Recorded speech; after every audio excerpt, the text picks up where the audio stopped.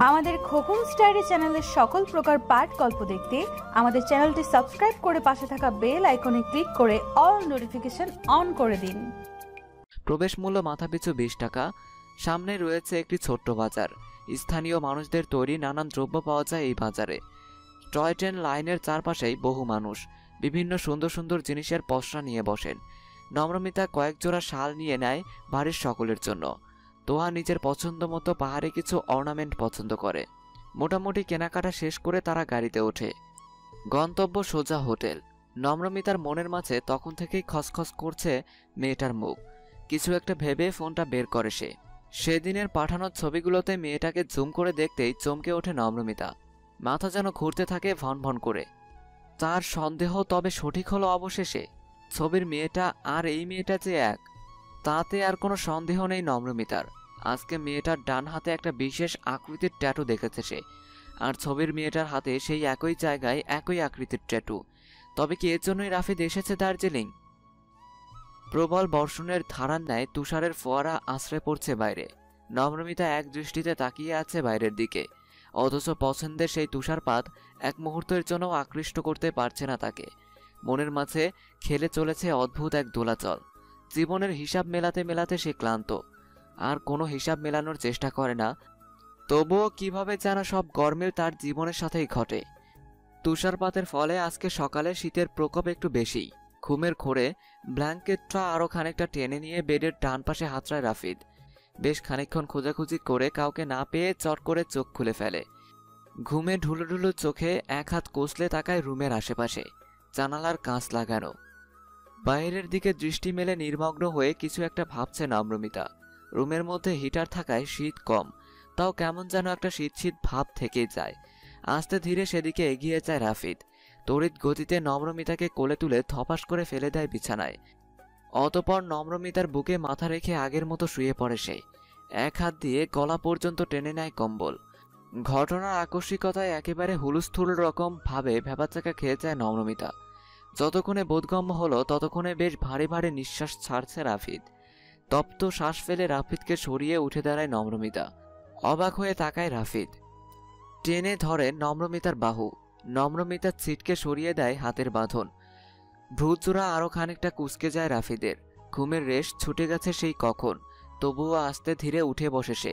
রাশভারী কণ্ঠে বলে, মন খারাপ? হাসে নম্রমিতা। আয়নার সামনে দাঁড়িয়ে খুঁটিয়ে খুঁটিয়ে দেখে নিজেকে। দেখে চোখের নিচের কালো দাগগুলো। অ্যাব্রো থ্যাব্রো মুখের ত্বক ছুঁয়েও দেখে। দেখে এলোমেলো চুলগুলোকে। বিদ্রুপাত্মক কণ্ঠে বলে ওঠে, মনের খবর রাখতে জানলে মন খারাপের কারণ হতে না। ভারী চমকায় রাফিদ। একে একে মনে করতে থাকে নিজের কর্মকাণ্ড। না, কোথাও তো সে মন খারাপ হওয়ার মতো কিছু করেনি। তবে কেন এই অভিযোগ? মনের কথা মনের মাঝে চেপে রেখে এগিয়ে যায় নম্রমিতার কাছে। বাহু ধরে টেনে বসায় বেডে, নিজেও বসে পড়ে পাশে। নম্রমিতার দুই হাত ভরে নেয় নিজের হাতের মুঠোয়। অতপর দীর্ঘ এক বিরতি নিয়ে চোখে চোখ রেখে বলে, সমস্যাগুলো কখন বড় হয় জানো? যখন আমরা তার সমাধান করি না। একটা ছোট্ট বিষয়ে ছোট্ট আঘাত অভিমান আকারে মনে পুষতে পুষতে একসময় তা দীর্ঘকাল রূপ নেয়। মানুষ তো সেখানেই থাকে, তবে মাঝে তৈরি হয়ে যায় এক অদৃশ্য দেয়াল। একজন অভিমান ভাঙিয়ে দেয়াল টপকে ওদিকে পৌঁছাতে পারে না, আবার অপরজন অভিমানে সিক্ত হয়ে দম্ভে দেয়াল ভাঙার চেষ্টা করে না। ফলে দূরত্ব বাড়তে বাড়তে একসময় অসহ্য রকম অসহনীয় হয়ে ওঠে একে অপরের কাছে। অতঃপর বিচ্ছেদ। অথচ একে অপরকে ভালোবেসে সংসার পেতেছিল তারা। নিশ্চুপতাকে সঙ্গী বানিয়ে নিস্তব্ধ থাকলো নম্রমিতা। মুখে রাও কাটল না। তপ্ত শ্বাস ফেলে খানিকটা এগিয়ে গেল রাফিদ। বাম হাতের বাহু দ্বারা চেপে ধরল নম্রমিতার মাথা নিজের বুকে। সাথে সাথেই ভেজা অনুভব করল বুক। বিস্মিত দৃষ্টি তাক করে ডান হাতের বৃদ্ধাঙ্গুলি দিয়ে টেনে তুলল নম্রমিতার সিক্ত কপাল। মুক্ত কণার ন্যায় বাড়ির রাশি উপচে পড়ছে আঁখি কোটর হতে। হতবিহব্বল দৃষ্টিতে শুধু চেয়ে থাকে রাফিদ। মস্তিষ্ক শূন্য শূন্য লাগছে। দূরত্ব কমিয়ে আরো খানিকটা কাছে টেনে নিল নম্রমিতাকে। একেবারে বুকের সাথে জাপটে ধরে পিষে দেবে যেন। বাড়ল কান্নার গতি। এবার সশব্দে কেঁদে উঠল নম্রমিতা। প্রিয় মানুষের ছোঁয়া বোধ হয় এমনই, একটু বেশিই আহ্লাদি, তাই তো আহ্লাদে আটখানা হয়ে ঝরঝর করে ঝরে পড়ে অশ্রু। বুকের মাঝে তীর তীর করে বিচ্ছে প্রিয়তমার প্রতিটি অশ্রুকণা। ছারখার হচ্ছে ভেতরটা, যন্ত্রণায় হিম হয়ে আসছে শরীর। খানিকটা সময় অতিবাহিত হতেই ছিটকে দূরে সরে গেল নম্রমিতা। হুট করেই যেন কোনো অশরীরী ভর করল তাকে। কান্নার ফলে ফুলে ওঠা চোখ মুছে ফেলল এক নিঃশ্বাসে। অতপর আবারও এগিয়ে এসে এক হাতের মুঠোয় ভরে টেনে ধরল রাফিদের কলার। শান্ত দৃষ্টিতে হিসিয়ে বলে উঠল, প্রতিশোধের জন্য বিয়ে করেছিলে তাই না? আমাকে ধুকে ধুকে নিঃশেষ করাই তোমার একমাত্র লক্ষ্য ছিল। দেখো, আমি কষ্ট পাচ্ছি, কষ্টে বুনোজলে জড়িয়ে নিঃশেষ হয়ে যাচ্ছি। শান্তি মিলছে খুব, তাই না? কেন আমাকে বিয়ে করলে রাফিদ? কেন? কেন? আমি তো জোর করে তোমার জীবন থেকে যাইনি। পরিস্থিতির শিকার তো আমিও হয়েছিলাম। দুজনে তো একইভাবে ঠকেছিলাম, অথচ কাঠগড়ায় দাঁড় করানো হলো আমাকে একা। পুরুষ নামক এক নর পিশাচের সাথে কাটাতে হলো দিনের পর দিন। তোমার দেয়া লাঞ্ছনা মাথা পেতে নিয়ে তোমার ভালো থাকা চেয়েছিলাম। কোনটা আমার অন্যায় বলো? বাস স্ট্যান্ডে ঘন্টা খানেক অপেক্ষা করার পরও যখন সেই মানুষটা আসে না, আমার তখন কি করা উচিত ছিল? বাবার মাথা সকলের সামনে নত করে নিজের গায়ে পলাতক তকমা লাগানোর জন্য তো প্রস্তুত ছিলাম আমি, শুধুমাত্র তোমাকে ভালোবেসে। এই যে এতগুলো দিন এমন নোংরা এক পুরুষের সাথে রাত কাটানো, এটা কি খুব সহজ ছিল আমার পক্ষে? ঘেন্না হতো আমার, গা গুলিয়ে আসতো। মাঝরাতে মুখে বালিশ চেপে কান্না করতাম ভাগ্যের উপর। তুমি তো শুধু মানসিক যন্ত্রণায় ছিলে, আর আমি আমি মানসিক যন্ত্রণার সাথে সাথে শারীরিক যন্ত্রণায় ভুগতাম প্রতিনিয়ত। বিবাহিত নারীদের মাঝরাত হয় সোহাগের, স্বামীর আদরে নির্ঘুম রাত কাটে, অথচ প্রতি রাতে আমি হতাম ধর্ষিতা।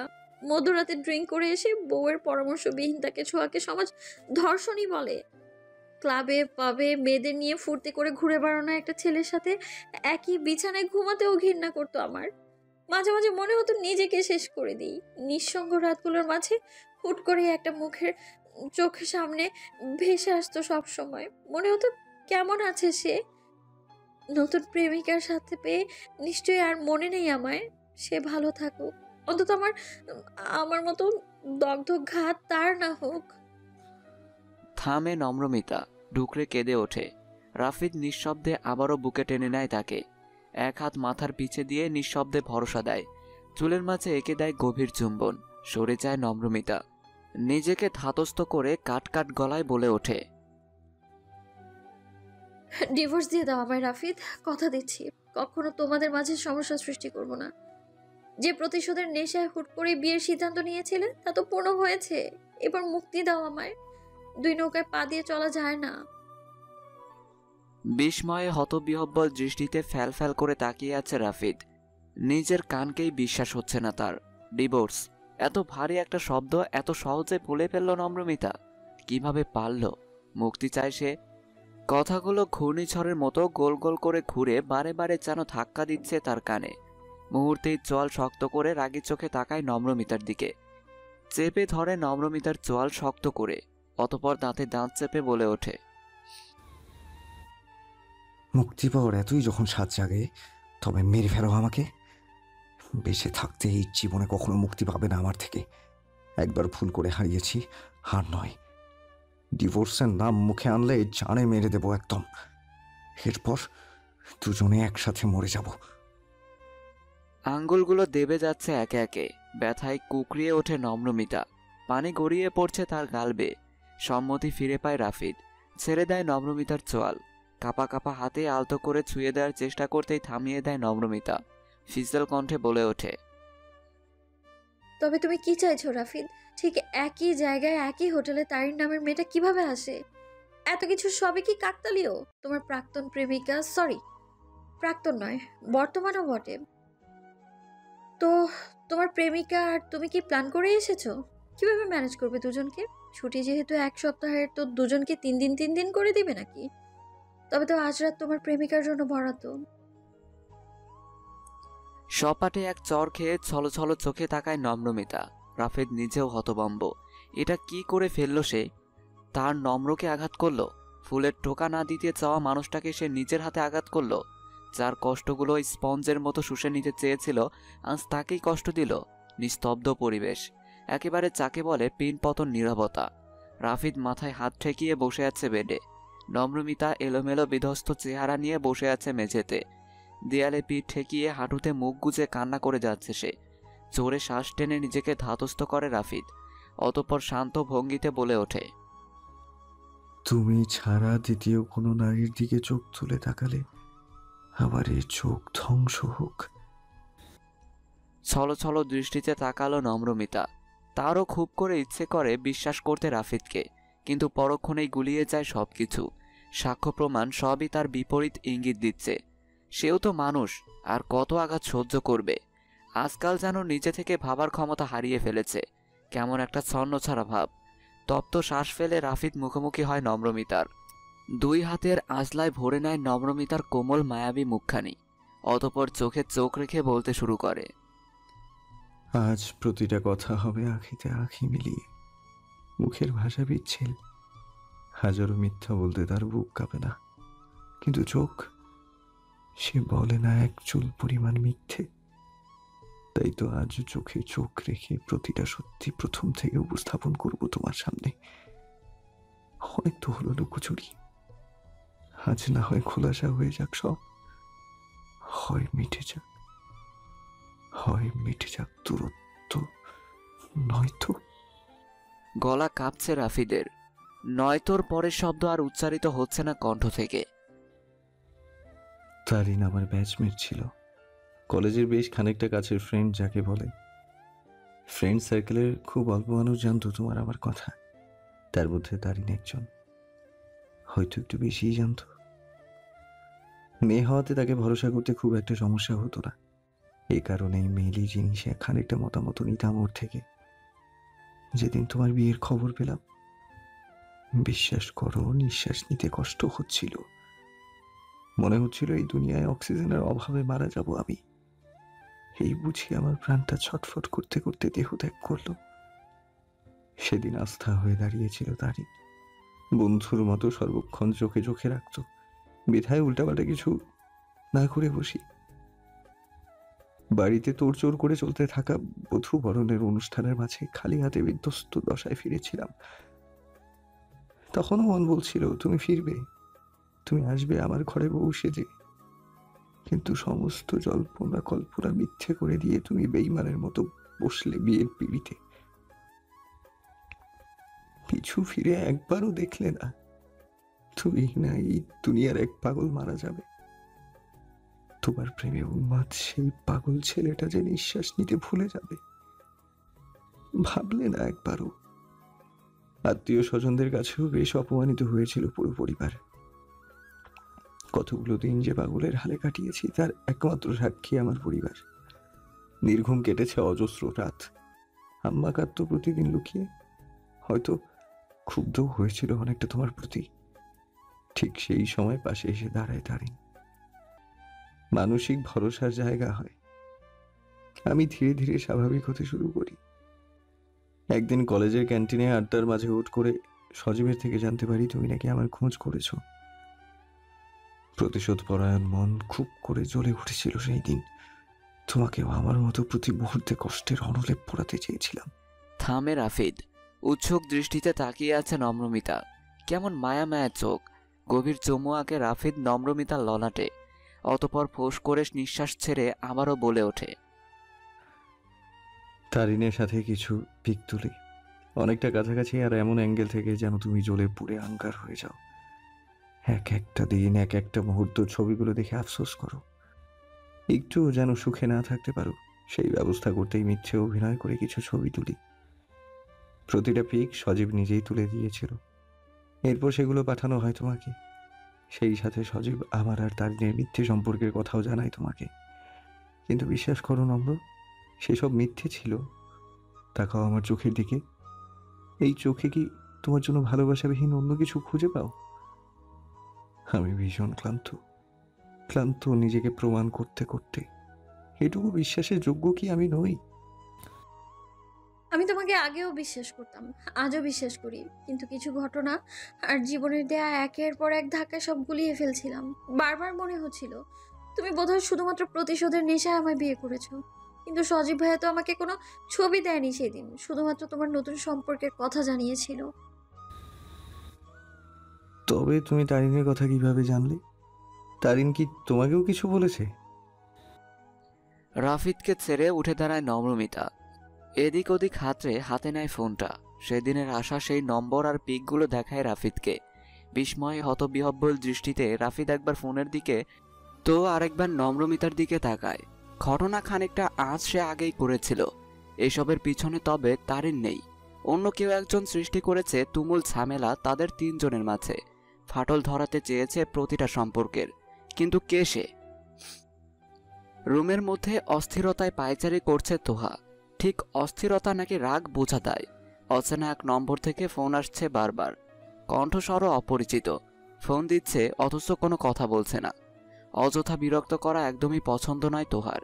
আবার কী সব লাগামহীন কথাবার্তা তার। রাগে গিজগিজ করতে করতে ফোঁস করে শ্বাস ছেড়ে বেডে শুয়ে পড়ে সে। মাথা পর্যন্ত কম্বল টেনে বন্ধ করে চোখের পাতা। তৎক্ষণাৎ দরজায় ঠক ঠক শব্দ। এবার রাগটা সপ্তম আকাশে উঠে যায়। রাগে দাঁত কিরমির করে দরজা খুলে সামনের মানুষটাকে দেখে চেতে উঠল আরো খানিকটা। মুখের উপর দরজা লাগানোর আগেই জোরপূর্বক রুমে প্রবেশ করে দরজা লাগিয়ে দেয় সে। আহাম্মক বনে যায় তোহা। রনককে এই মুহূর্তে একদমই সহ্য হচ্ছে না তার। দরজা লাগালেন কেন? তুমি নিজেই তো দরজা দিয়ে দিতে চাইছিলে, আমি তো শুধু হেল্প করলাম। আমি আপনাকে বাইরে রেখে দরজা দিতে চাইছিলাম। ইস, টুনটুনি পাখিটা রেগে আছে অনেক। আঙ্গুল উঁচিয়ে রনকের বুকে তাক করে দূরে ঠেলে দেয় তোহা।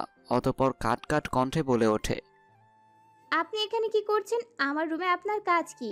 আপনার ভীষণ কাছের মানুষ আছে না, একদম বের হন রুম থেকে, সেখানেই যান। চুমু খেতে এসেছি, দেবে? ছি, অসভ্য পুরুষ। অসভ্য যখন বলেই ফেলেছ, একটু অসভ্যতামি করাটা দোষের হবে না। তবে কথা শেষ করে একটু একটু করে এগিয়ে আসে রনক তোহার কাছে।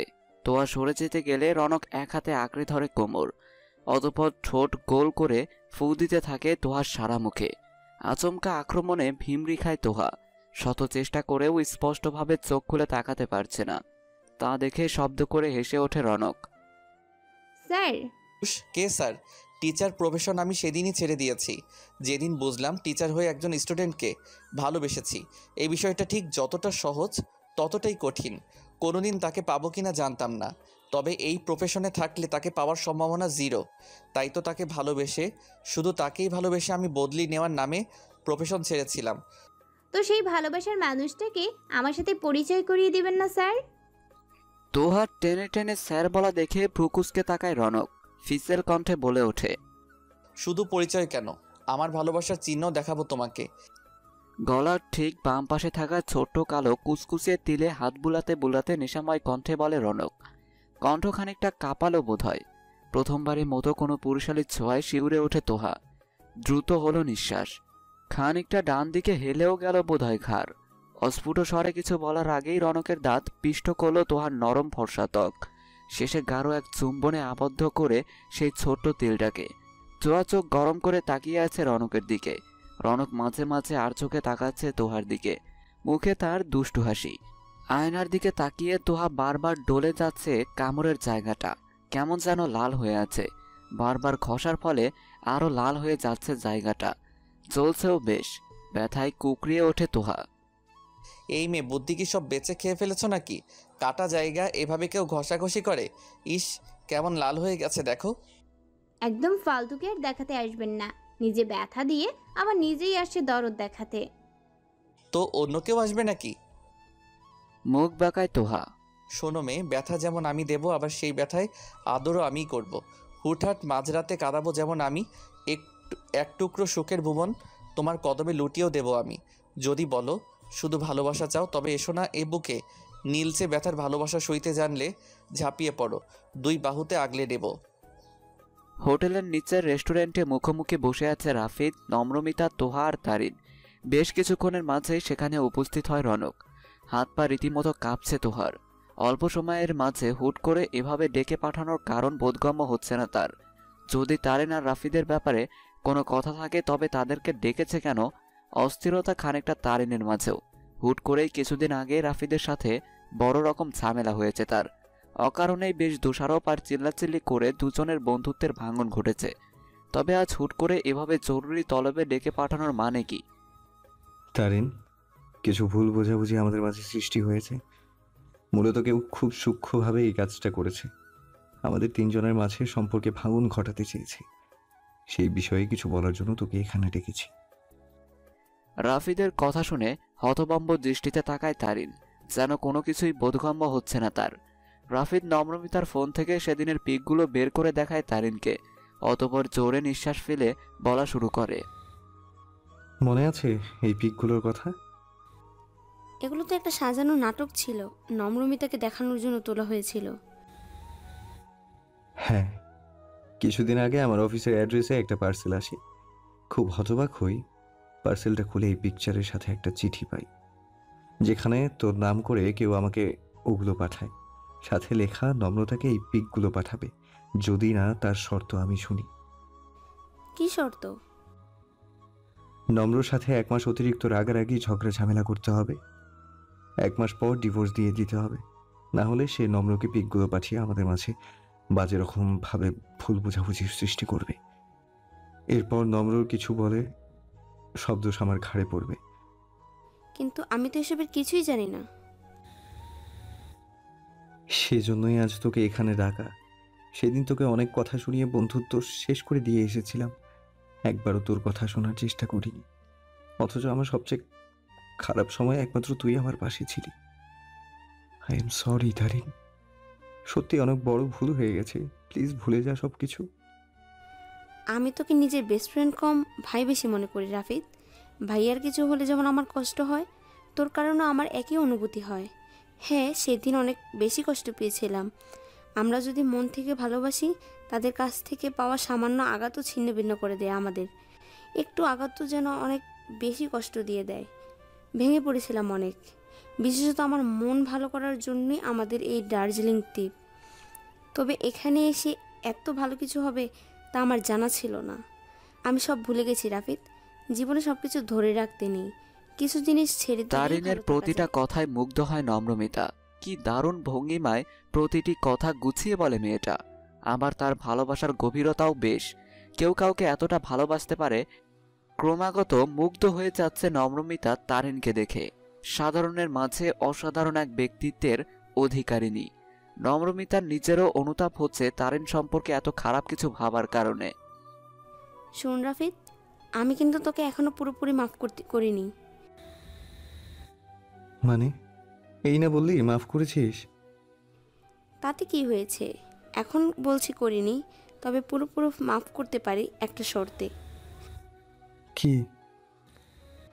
আমার ভাইয়ার বয়স হচ্ছে, আর কতদিন সিঙ্গেল থাকবে? তাই ভাবছি, ভাবি হিসেবে তুহা কিন্তু খারাপ নয়। চকিতে চোখ তুলে তাকায় তোহা। হতবম্বের মতো একবার তারিনের দিকে, তোয়া আরেকবার রাফিদের দিকে তাকায়। রাফিদ যদি বারণ করে দেয়, উৎকণ্ঠায় গলা শুকিয়ে খা খা করছে তার। রাফিদ আড়মোড়া ভাঙে, হাই তোলার ভঙ্গিমায় মুখে হাত দেয়। অতঃপর আর চোখে তোহার দিকে তাকিয়ে বলে ওঠে, সংসার যে করবে সেই যখন মন দিয়ে বসে আছে, আমি আর আপত্তি করে কি করব? তবে পরিবার নিয়ে বাড়িতে আসিস। বাবা মাও অমত করবেন বলে মনে হয় না। চমকায় তোহা, বিস্ময়ে কিং কর্তব্য বিমূঢ় সে। রাফিদ কিভাবে জানলো তার মনের খবর? হুট করেই রনকের সাথে চোখাচোখি হতেই ঠোঁট কামড়ে হাসে সে। অতঃপর সকলের আড়ালে চোখ টিপ দেয়। লজ্জায় লজ্জাবতী লতার ন্যায় নুয়ে যায় তোহা। চোখ তুলে তাকানোর সাহস পায় না আর। দার্জিলিং শহরে ভারতের একটি অন্যতম পুরাতন চিড়িয়াখানা রয়েছে, যার নাম Padma Naidu Himalayan zoological park. সেই চিড়িয়াখানা ভ্রমণে বের হলো 2 দল। তারিন, রনক, নম্রমিতা আর তোহার পরিচয় করিয়ে দেয় বাবা মায়ের সাথে। ফলস্বরূপ 2 পরিবার একসাথে বের হয়েছে দার্জিলিং পরিদর্শনে। গোটা দেশ থেকে কত রকমের নাম না জানা পাখি এনে রাখা হয়েছে এখানকার চিড়িয়াখানাটিতে। আর রয়েছে বেশ কিছু ভাগ ভাল্লুক, চমড়িগাই। সবচেয়ে উল্লেখযোগ্যভাবে রয়েছে পাহাড়ে লাল পান্ডার দল। এই চিড়িয়াখানাটির অন্যতম আকর্ষণ হলো এখানকার স্নেক গার্ডেন। স্নেক গার্ডেনে বিভিন্ন ধরনের সাপ দেখতে পাওয়া যায়, তার মধ্যে কোনোটি দেশি আবার কোনোটি বিদেশি। পাহাড়ে বেড়াতে এসে চিড়িয়াখানা দর্শন পাওয়া আমাদের কাছে এক পরম সৌভাগ্যের ব্যাপার। এই চিড়িয়াখানাটির বৈশিষ্ট্য হলো এখানে বহু হিমালয়ান প্রজাতির দেখা মিলবে। এটি বিশ্বের একমাত্র চিড়িয়াখানা যেখানে রেড পান্ডার সংরক্ষণ ও প্রজনন করানো হয়। এই আন্তর্জাতিক মানের চিড়িয়াখানাতে অতি সুপরিকল্পিতভাবে পাহাড়ের ঢাল বেয়ে প্রাণীদের খাঁচাগুলি তৈরি হয়। কখনো মাথা তুলে তাকালে দেখলেন একটা লোমশ কালো ভাল্লুক পাহাড়ের ঢাল বেয়ে নিচে নেমে আসছে যেন হাঁক করতে। আবার নিচের দিকে তাকালে দেখা যায় একটা জিরাফ গলা বাড়িয়ে আদর খেতে চাইছে। এছাড়াও লিওপার্ড, তিবেতিয়ান উলফ প্রভৃতি দুর্লভ প্রাণীরও দেখা মিলবে এখানে। ভারতীয় রেল হলো বিশ্বের তৃতীয় বৃহত্তম রেল নেটওয়ার্ক, যেখানে বিশ্বের দীর্ঘতম ট্রেন লাইন থেকে শুরু করে দেশের ক্ষুদ্রতম রেলওয়ে প্ল্যাটফর্ম সবই মেলে। এর মধ্যে সর্বোচ্চ স্টেশনের নাম ঘুম। এই স্টেশনের রেল চলাচল শুরু হয়েছিল 1881 সালে। সমুদ্র পৃষ্ঠ থেকে ঘুম স্টেশনের উচ্চতা 2258 মিটার। দার্জিলিং থেকে মাত্র ঘুমের দূরত্ব মাত্র 8 কিলোমিটার। ইউনেস্কো ওয়ার্ল্ড হেরিটেজ তালিকায় স্থানপ্রাপ্ত টয় ট্রেনটিও এই স্টেশন দিয়ে চলে। পথের মাঝে নির্মিত এই স্টেশনে দেশ বিদেশের পর্যটকরা বেড়াতে আসেন। এই স্টেশনে দাঁড়িয়েই সেখানকার অসাধারণ প্রাকৃতিক সৌন্দর্য উপভোগ করা যায়। এখান থেকে মেঘের দল এমনভাবে ভেসে যায় যে মনে হয় এখনই হাত দিয়ে ছোঁয়া যাবে। এক মুঠো মেঘ নিয়ে ব্যাগে পুরে রাখলেই হয়। নিউ জলপাইগুড়ি থেকে দার্জিলিং যাওয়ার টয় ট্রেনটি ঘুমের মধ্য দিয়ে যায়। নিউ জলপাইগুড়ি থেকে দার্জিলিং যাওয়ার পথ বেশ দীর্ঘ, তাই বেশিরভাগ পর্যটকই ঘুম স্টেশন থেকে দার্জিলিং যাওয়ায় টয় ট্রেনে যান। রেল স্টেশন সংলগ্ন ঘুম শহরে একটি রেলওয়ে জাদুঘর রয়েছে। এই জাদুঘরে ঘুম রেলওয়ে স্টেশনের 200 বছর পুরনো নানা তথ্য পাওয়া যায়। ঘুম স্টেশন থেকে ঘোরাঘুরি করে তারা সোজা চলে আসে রক গার্ডেনে। পুরো রাস্তা তোহাকে অসম্ভব রকম জ্বালিয়েছে রনক। কখনো সকলের অগোচরে কোমর চেপে ধরে তো কখনো পায়ের সাথে পা ঘষে সুরসুরি দেয়। ব্যাপারটাতে বেশ মজা পাচ্ছে সে। তোহার চোখ লাল করে তাকানোকে পাত্তা না দিয়ে সে নিজের মতো ব্যস্ত বিরক্ত করতে। মাঝে মাঝে মিটিমিটি করে হাসছে রনক, যা দেখে আর রাগ ধরতে পারে না, নিজেও হেসে দেয় তোহা। সাইট সিইংগুলোর মধ্যে সবচেয়ে পরিচিত ও অন্যতম জায়গাটি দার্জিলিং থেকে 10 কিলোমিটার নিচে পাহাড়ি ঝর্ণা ও রং বেরঙের ফুলে সজ্জিত পাহাড়ের ঢালে তৈরি বাগান রক গার্ডেন। এখানে পৌঁছাবার পাহাড়ি রাস্তা খুবই ভয়াবহ, কারণ রাস্তার টানগুলো খুবই ভয়াবহ, কিন্তু দুই পাশের অপরূপ সৌন্দর্য যেন সব ভয় গায়েব করে দেয়। কারো সবুজ পাহাড়ের কোলে ছোট ছোট জোনাকের মতো বাড়ি, পাহাড়ের ঢালে জমে থাকা পেঁচা তুলোর মতো মেঘ দেখে নম্রমিতার মনে পড়ে ভেলমা প্লেন নামক আমেরিকান কবির সেই উক্তি, in danger, danger hides in beauty and beauty hides in danger. বিপদ লুকিয়ে থাকে সৌন্দর্যে, আর সৌন্দর্য লুকিয়ে থাকে বিপদে। দার্জিলিং থেকে ফেরার 1 মাস পেরিয়েছে। ফেরার পর বেশ কিছুদিন রাফিদের অনেক ব্যস্ত দিন কেটেছে। এতদিন ছুটি কাটানোর ফলে কাজের চাপ ছিল বেশ, রীতিমতো হাঁপিয়ে পড়ার মতো অবস্থা।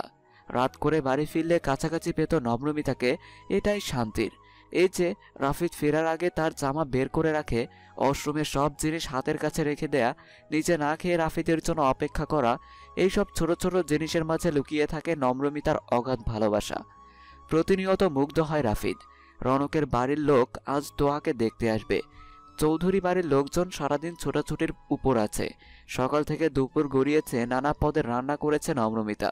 গেস্ট আসবে বিকেলে। মেয়ে দেখে একেবারে আংটি পরিয়ে দেওয়ার কথা আছে, সেজন্যই এত সব আয়োজন। তোহাকে রুম থেকে বাইর হতে একদম নিষেধ করেছে সে।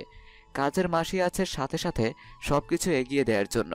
আনোয়ারা বেগমও আজ সব নিষেধাজ্ঞা অগ্রাহ্য করে হাতে হাতে এটা ওটা করছেন। একমাত্র মেয়ে বলে কথা, কোনো কিছুতেই যেন কোনো কমতি না থাকে।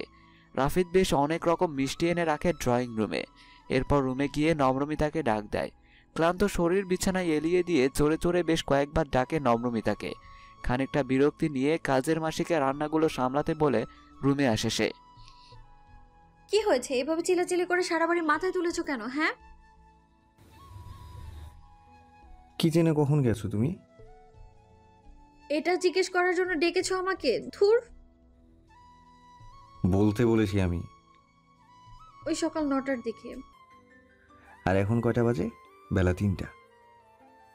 দেখো, এত প্যাচাল করা না কিচ্ছু নেই, আর সময়ও নেই আমার। যা বলো জলদি বলো, অল্প কিছু রান্না বাকি আছে এখনো। খেয়েছো কিছু?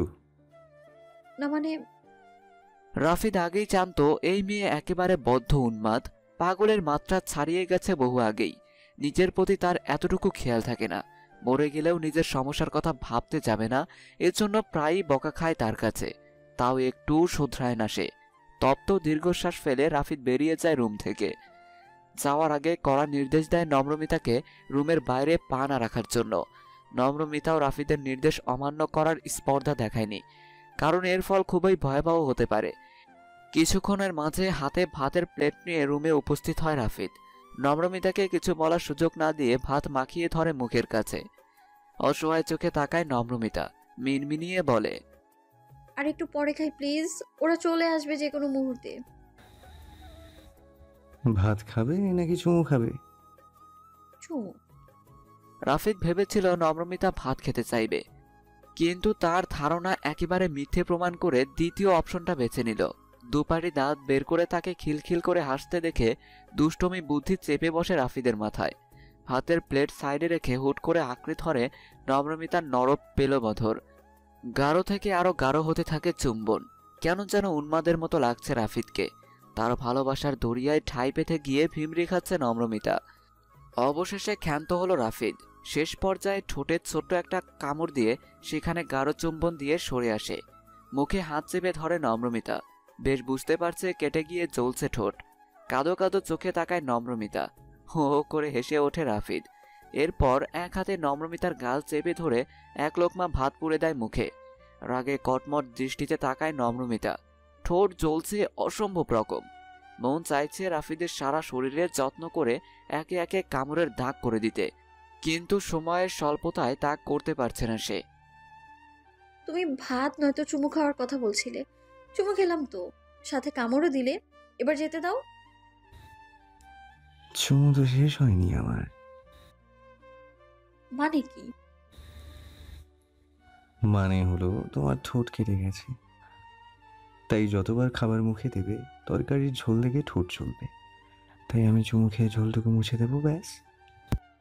এমনটা কিন্তু কথা ছিল না। তাতে গিয়ে হয়েছে। নম্রমিতাকে আর কিছু বলার সুযোগ না দিয়ে রাফিদ আবারও এক লোকমা ভাত পুড়ে দেয় তার মুখে। এরপর সযত্নে অধরে অধর মিলিয়ে মুছে ফেলে লেগে থাকা ঝোলটুকু। নম্র, হুম। রাগ করেছো? রাগ করতে পারলে তো এতদিনে অনেক কিছু করে ফেলতাম, আর আমার রাগ না করতে পারার সুযোগই তো তুমি নিতে পারতে না। হাসে রাফিদ। প্রকাশ্যে হাসলেও মনে মনে মুগ্ধ হয় সে।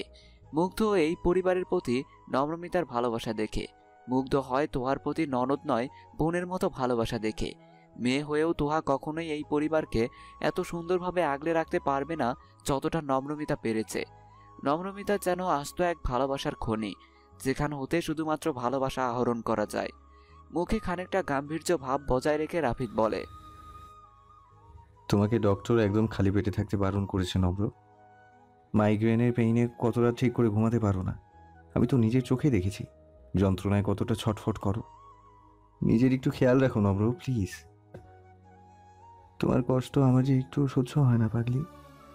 নিজের জন্য না হলেও আমার আমিটাকে ভালো রাখার জন্য নিজের একটু খেয়াল রাখো প্লিজ। চোখ জ্বলছে রাফিদের। নম্রমিতার সামান্যতম কষ্ট চিরে রেখে দেয় তার বুক। হাহাকার করে যন্ত্রণায়। নম্রমিতা দুই হাতে চাপড়ে ধরে রাফিদকে, মাথা রাখে বুকে। চোখ বন্ধ করে শুনতে থাকে রাফিদের হৃদস্পন্দন। যেন প্রতিবার তারা বলে চলেছে ভালোবাসি, ভালোবাসি। কে বলেছে মুখে ভালোবাসি বললেই ভালোবাসা হয়? কই, তারা তো কেউ কখনো ভালোবাসি বলেনি। তবুও যে কি ভীষণ ভালোবাসে একে অপরকে। রনকের বাড়ির লোক সহ চৌধুরী পরিবারের সকলে উপস্থিত আছে ড্রয়িং রুমে। তোহাকে এখনো আনা হয়নি নিচে। নম্রমিতাও নিচে আসেনি। কাজ সেরে মাত্র কিছুক্ষণ আগেই সে রুমে গিয়েছে ফ্রেশ হতে। কোনো মতে তাড়াহুড়ো করে গোসল সেরে ল্যাভেন্ডার কালারের একটা শাড়ি পরে এগিয়ে আসে ড্রয়িং রুমের দিকে। রনকের বাবা মা, দাদি আর তারিন এসেছে তোহাকে দেখতে। দাদি ছাড়া সকলে আগেই তোহাকে দেখেছে। তোহাকে তাদের সবারই বেশ পছন্দ হয়েছে। সবচেয়ে বড় কথা, রনক ভালোবাসে তোহাকে। নাত বউ দেহি মেলা সুন্দর আছে। রনকের দাদির কথা শুনে সকলে তাকায় সামনে। হাসি মুখে এগিয়ে আসছে নম্রমিতা, শাড়ি পরে মাথায় কাপড় দিয়ে।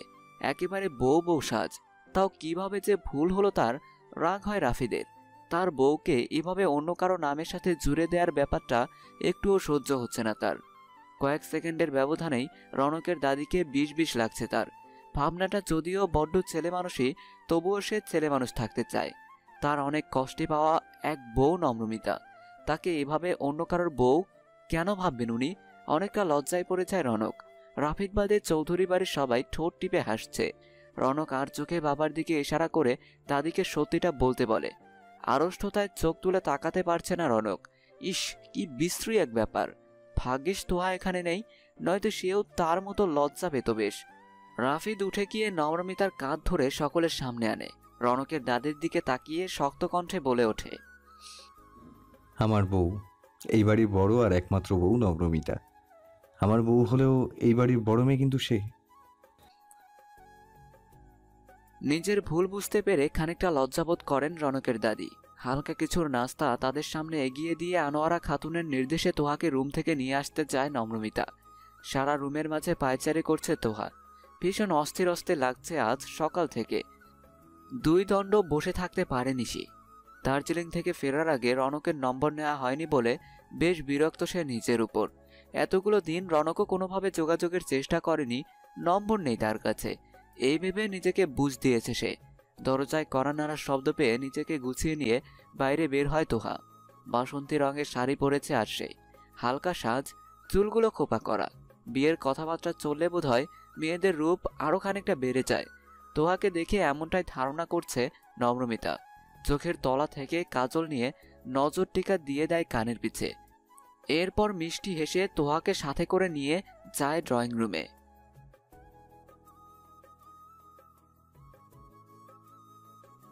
রনকের দাদির কথায় তোহাবাদে রুমে উপস্থিত সবাই উচ্চস্বরে হেসে ওঠে। হাসে রনক স্বয়ং। লজ্জায় এক হাত দিয়ে অপর হাতের নখ কাটছে তোহা। এতটা লজ্জা এত বছরের জীবনে সে কখনো পায়নি। একে তো নার্ভাসনেসে সব গোলমাল হয়ে যাচ্ছে, তার উপর রনকের দাদির লাগাম ছাড়া কথাবার্তা। লজ্জায় কান লাল হয়ে যাচ্ছে যেন তার। বড়রা বিয়ের কথাবার্তা পাকাপাকি করতে ব্যস্ত। তোহা আর রনককে আলাদা করে নিজেদের মতো বোঝাপড়া করার জন্য পাঠানো হয় তোহার রুমে। বেডের উপর চিত হয়ে শুয়ে আছে রনক। সামনের জানালা ধরে বাইরের দিকে তাকিয়ে কিছু একটা চিন্তায় মগ্ন তোহা। হুট করেই তোহা হুড়মুড় করে এসে বসে রনকের পাশে। কণ্ঠ খাদে ফেলে প্রশ্ন করে, আপনার কিছু জানার নেই? নতুন করে জানার মতো কিছু কি আছে? যা জানার সবই তো জানা মোটামুটি। তুমি আমাকে ভালোবাসো, এর চেয়ে বেশি কিছু আমার জানার নেই। কিন্তু আমার বলার আছে। না বললে হয় না? চলো না, পুরনো কথা ভুলে বরং ফিউচার প্ল্যান করি। এক হালি নাকি 1 ডজন বাচ্চা নেব সেসব নিয়ে ভাবি। অসভ্য ফাজিল একটা। এই যা, আগের বারের কথা দেখি তোমার মনে নেই?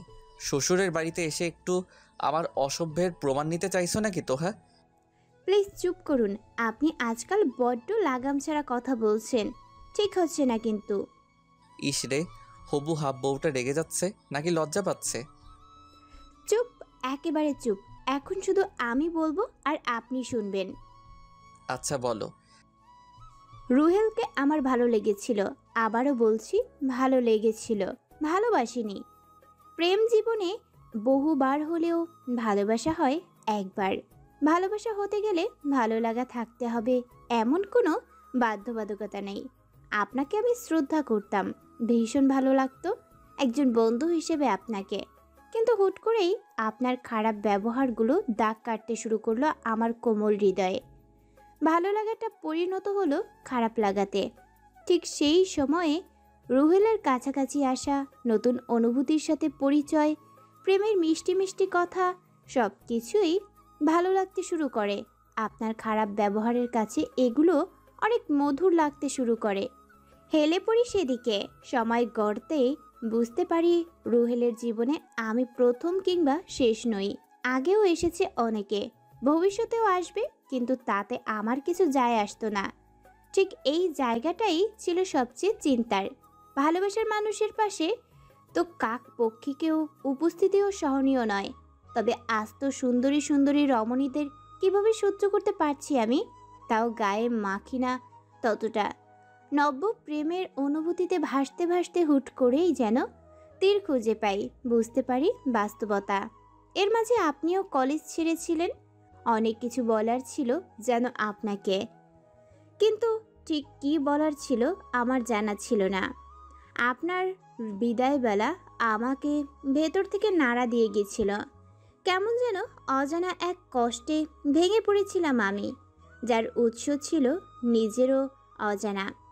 সেদিন আপনার বলা অসুখের কথা আমি না বুঝলেও আপনার চলে যাওয়া আমাকে বুঝিয়েছে সবটা। প্রতি মুহূর্তে টের পাইয়ে দিয়েছে আমিও যে সেই অসুখের ভুক্তভোগী। সুধারূপে করেছি পান প্রেমের গরল। আমাদের কখনো ঘটা করে বিচ্ছেদ হয়নি, তবে কেউ কারোর দিকে তাকানোর প্রয়োজনও মনে করিনি। এরপর থেকে শুধু একজনই আমার সবটা জুড়ে ছিল, যাকে ঘিরে সাজিয়েছি অগণিত অগোছালো স্বপ্ন, যার পূর্ণতা পাওয়ার কোনো আশা কিংবা আকাঙ্ক্ষা বেঁচে ছিল না। তবু অবুঝ মন বারবার চেয়ে গেছে তাকে, বেসেছে তাকেই ভালো। এক ফোঁটা জল গড়িয়ে পড়ল তোহার আঁখি কোটর থেকে। রনক গড়িয়ে পড়ার আগে তা তুলে নেয় আঙ্গুলের ডগায়। সিক্ত কণ্ঠে বলে ওঠে, এটাই প্রথম আর এটাই যেন শেষ কান্না হয় তোমার তোহা। কথা দিলাম সজ্ঞানে আমার কারণে কখনো এক ফোঁটা জলও গড়াবে না এ আঁখি হতে। তারা শুধু সাক্ষী হবে আমার ভালোবাসার।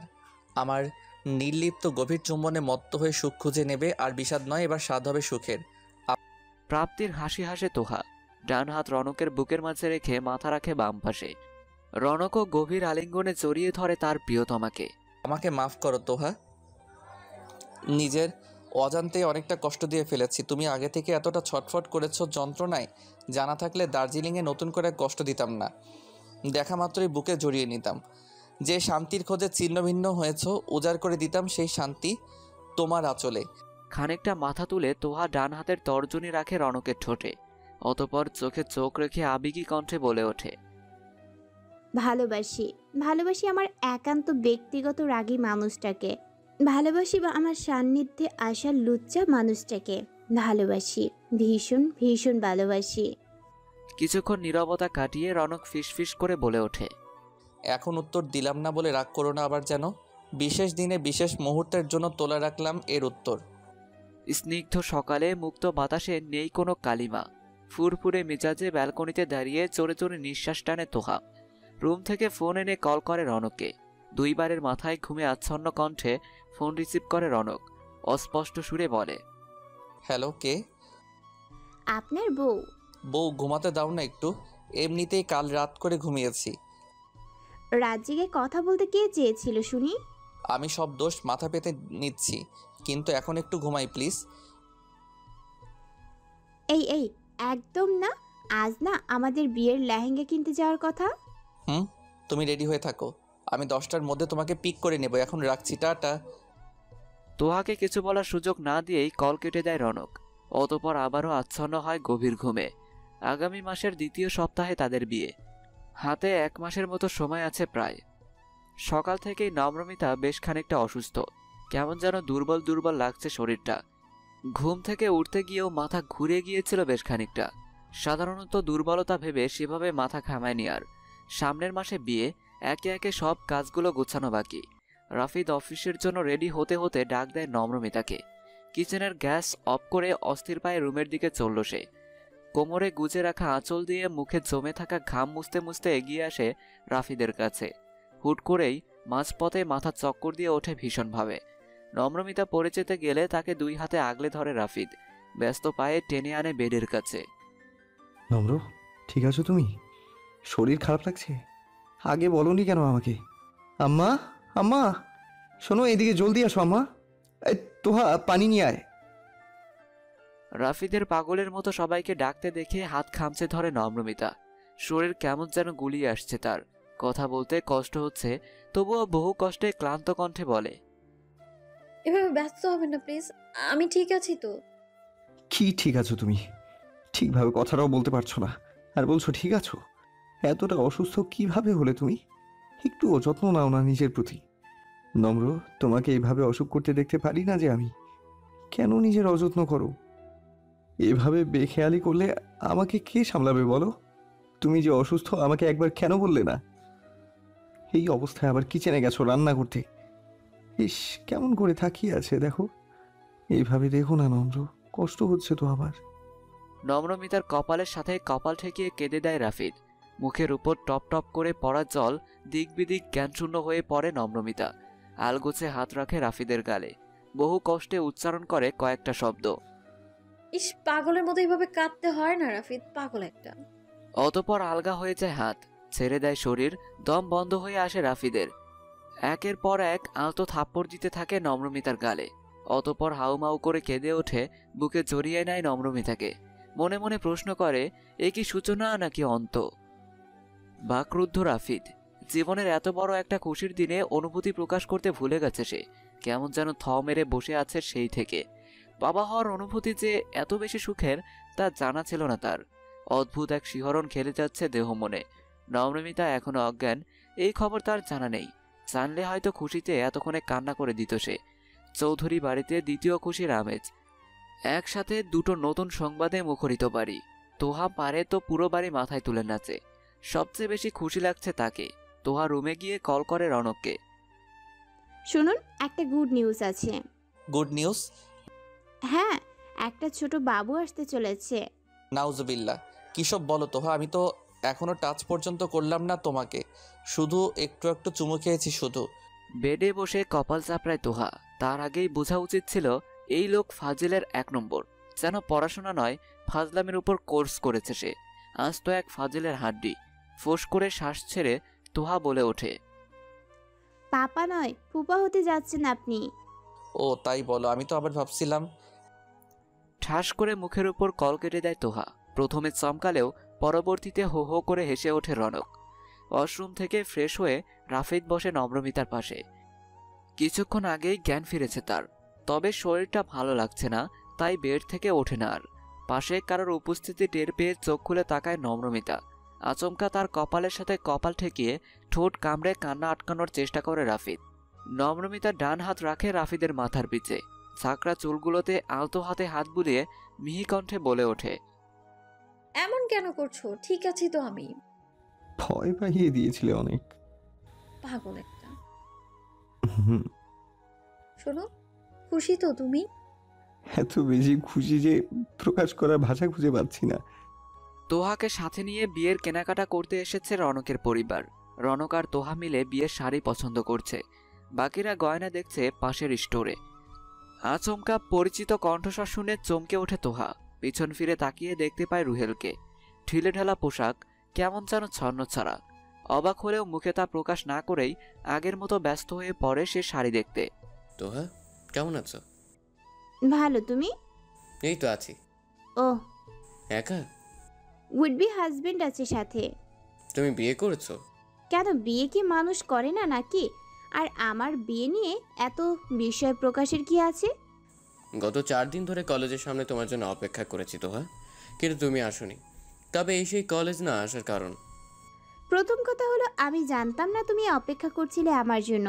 দ্বিতীয় হলো, আমি জানলেও আসতাম না। তুমি এমন কোনো স্পেশাল মানুষ না আমার কাছে যে আমাকে তোমার অপেক্ষা করা দেখে ছুটে যেতে হবে। হাসে রুহেল।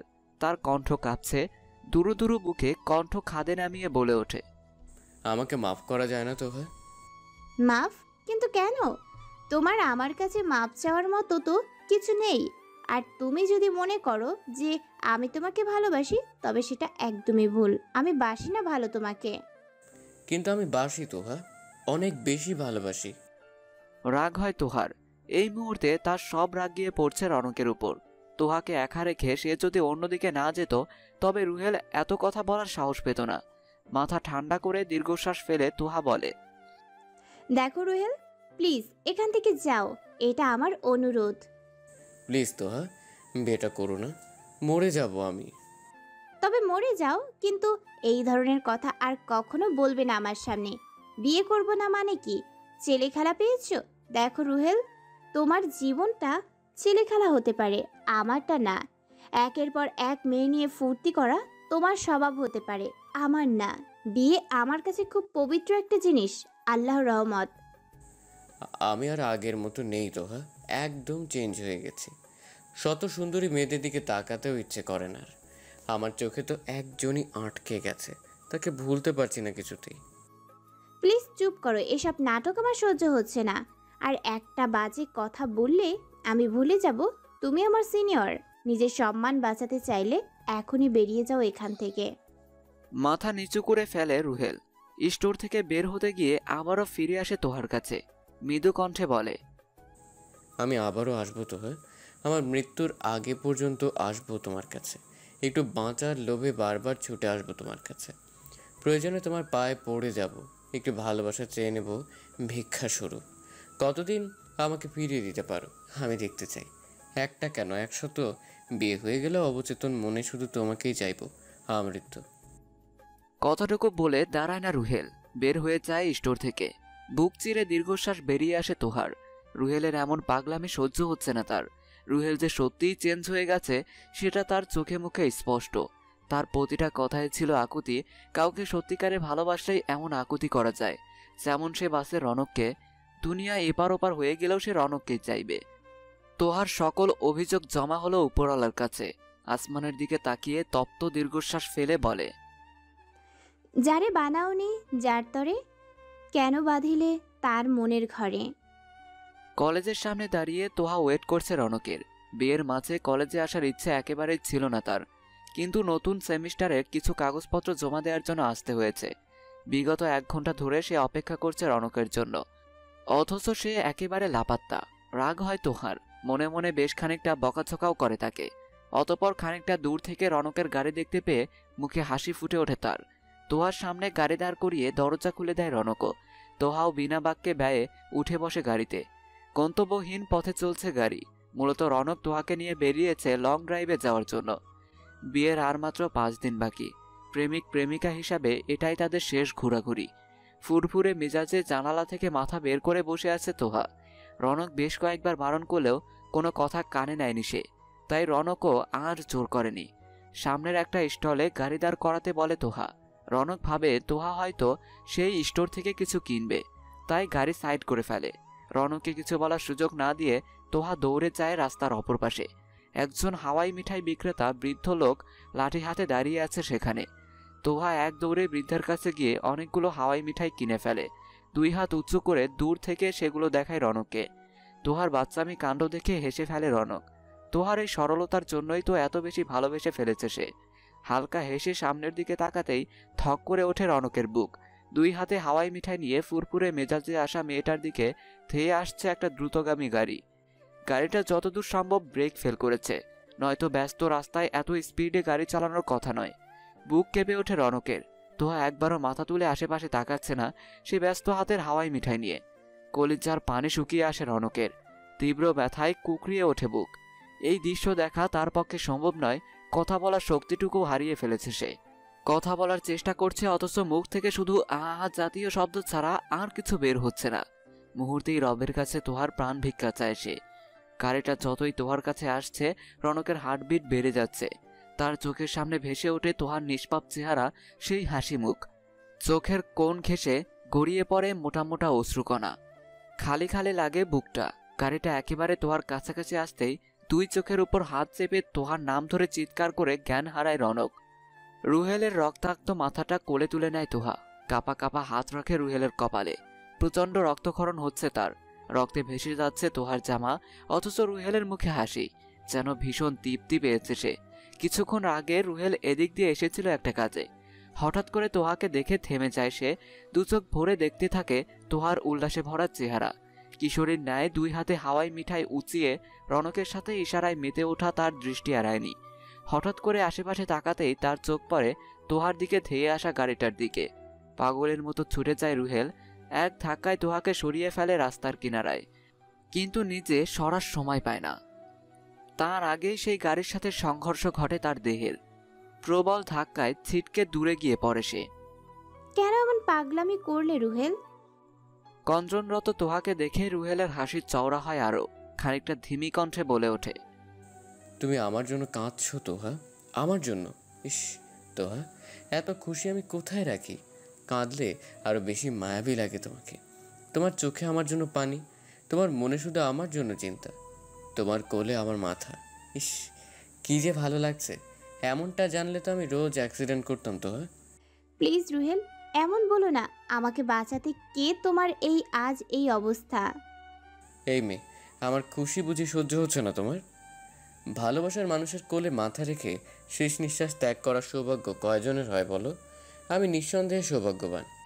রুহেল প্লিজ কোনো কথা বলো না। হসপিটালে নিয়ে যেতে হবে তোমায়। তোমার কিছু হয়ে গেলে নিজেকে কখনোই মাফ করতে পারবো না আমি। তোহা, আমার সময় ফুরিয়েছে। আমার করা সমস্ত অন্যায়ের ফল তো একদিন না একদিন পেতে হতো আমাকে। কতগুলো মেয়ের মন নিয়ে খেলেছি আমি। তাদের বিষাক্ত নিঃশ্বাস আমাকে যে প্রতি মুহূর্তে অভিশাপ দিয়েছে। ভালোবাসি ভীষণ। আমার তিক্ত বুকের বাঁপা আস তুমি। ওই পোকার মতো একটু একটু করে আমার বুকের ভেতরটা খেয়ে ফেলেছ তুমি। এখন যে আমার বুকটা পুরো ফাঁকা। প্লিজ রুহেল, আর জেদ নয়, হসপিটালে যেতে হবে, অনেক রক্তক্ষরণ হয়েছে তোমার। তোহা, আমার হাতে বেশি সময় নেই। হসপিটালে নিয়ে গিয়ে কোনো লাভ হবে না। তার চেয়ে বরং আমার কথাগুলো মন দিয়ে শোনো। তোমার ছেলে হলে তার নাম রুহেল রেখো, কেমন? তুমি যখন তাকে ভালোবাসবে, আদর করবে, আমি আমার ভালোবাসা পেয়ে যাব তার মাঝে। কাপা কাপা রক্তাক্ত হাতে রুহেল ছুঁয়ে দেয় তোহার মুখ আলতো হাতে। অতপর বিদায় জানায় পৃথিবীকে। তোহা চিৎকার দিয়ে কাঁদতে কাঁদতে ডাকতে থাকে রুহেলকে। আর যাই হোক, সে তো কখনো রুহেলের এমন করুণ দশা হোক সেটা চায়নি। রাস্তার মাঝে তাদেরকে ঘিরে ধরে দাঁড়িয়ে আছে অনেক মানুষ। এই ঘটনায় তাদের প্রত্যেকের চোখে জল। একটা মানুষ ঠিক কতখানি ভালোবাসলে প্রিয় মানুষকে বাঁচাতে গিয়ে নিজেই ঢলে পড়ে মৃত্যু মুখে জ্ঞান ফেরে রনকের। দূরে মানুষের ভিড় দেখে বুকে ছ্যাদ করে ওঠে তার। দৌড়ে যায় তোহার কাছে। উৎসুক জনতার ভিড় ঠেলে ভেতরে প্রবেশ করতেই বিস্ময়ে হতবিহ্বল সে। কেমন রক্তাক্ত বিবর্ণ চেহারা তোহার। রুহেলের রক্তাক্ত মাথাটা কোলে রেখে কাঁদছে সে। রনক হাঁটু মুড়ে বসে তোহার পাশে। প্রিয় মানুষের সান্নিধ্য পেয়ে আরো জোরে জোরে শব্দ করে কেঁদে ওঠে তোহা। রনক এক হাতে বুকে জড়িয়ে ধরে তোহার মাথা। সান্ত্বনা স্বরূপ চুমো আঁকে তোহার চুলের ভাঁজে। ঝমঝমিয়ে বৃষ্টি পড়ছে প্রকৃতিতে। তোহা জানালার গ্রিল ধরে দাঁড়িয়ে আছে। আনমনে তাকিয়ে আছে বাইরের দিকে। প্রতিটা বৃষ্টির ফোঁটা কি দারুণভাবে একে একে পড়ছে আকাশ হতে, এরপর টুপ করে মিলিয়ে যাচ্ছে ভূমিতে। এই দৃশ্য তার বহুবার দেখা, কিন্তু আজ কেন যেন ভালো লাগছে। তাকিয়ে থাকতে ইচ্ছে করছে। কোথাও একটা শুনেছিল আকাশ ঘিরে বৃষ্টি আসে দুই কারণে, হয়তো কেউ খুব বেশি খুশি, নয়তো কেউ খুব দুঃখী। আচ্ছা, আজ যে তার মন খারাপ, এই কথা কি জেনে গেছে প্রকৃতি? তবে কি তার জন্যই এই ঝমঝমিয়ে বৃষ্টি? সেদিনের পর 4 মাস কেটে গেছে। বিয়ের ডেট পিছিয়ে ফেলা হয়েছে আপাতত। সেই মুহূর্তে তোহার মানসিক অবস্থার কথা ভেবে রনক নিজেই বিয়ের ডেট পিছানোর কথা বলে। সকলে একমত হয়। সিদ্ধান্ত নেওয়া হয় নম্রমিতার ডেলিভারির পর শুভ কাজ সম্পূর্ণ করবে তারা। রনক এ বাড়িতে আসে মাঝে মাঝে, তবে রোজ নিয়ম করে তোহাকে কলেজে পৌঁছে দেয় সে নিজেই। এই বাহানায় দুজনের দেখাও হয়ে যায় প্রতিদিন। প্রথম একটা মাস তোহা কারোর সাথে কথা বলতো না সেভাবে, এমনকি রনককেও এড়িয়ে চলতো খানিকটা। রনক বুঝেছে তোহাকে, ছায়ার মতো সঙ্গ দিয়েছে তাকে প্রতি মুহূর্তে। তোহাও ধীরে ধীরে বের হয়ে এসেছে সেই ট্রমা থেকে। তবে সেই চঞ্চলতা আর নেই। কেমন যেন অল্প কয়েক মাসের ব্যবধানে বড় হয়ে গেছে সে। আচমকা দরজায় কড়া নাড়ার শব্দে বাইরের দিক থেকে দৃষ্টি ফেরায় তোহা। আস্তে ধীরে গিয়ে খুলে দেয় দরজা। অসময়ে রনককে দেখে বেশ চমকায় সে, তবে প্রকাশ করে না। দরজা ছেড়ে ঢুকে পড়ে রুমে। ভিজে পুরো একাকার অবস্থা রনকের। তোহা তোয়ালে এগিয়ে দেয় তার দিকে। চোখ তুলে তাকায় রনক। অভিমানী কণ্ঠে বলে, এতদিনে জামাই আদর পাওয়ার কথা ছিল আমার, কেউ একটু যত্ন করে চুলটাও মুছিয়ে দেয় না। মুস্কি হাসে তোহা। নিচে এগিয়ে যায় রনকের কাছে। বেডে বসে আছে রনক। তার একেবারে মুখোমুখি দাঁড়িয়ে নিজ হাতে তোয়ালে দিয়ে চুল মুছিয়ে দেয় সে। এত ভিজে ভিজে আসতে গেলে কেন? রনক কোমর জড়িয়ে ধরে তোহার। পেটে নাক ঘষতে ঘষতে বলে, খুব দেখতে ইচ্ছে করছিল তোমায়। হাসে তোহা।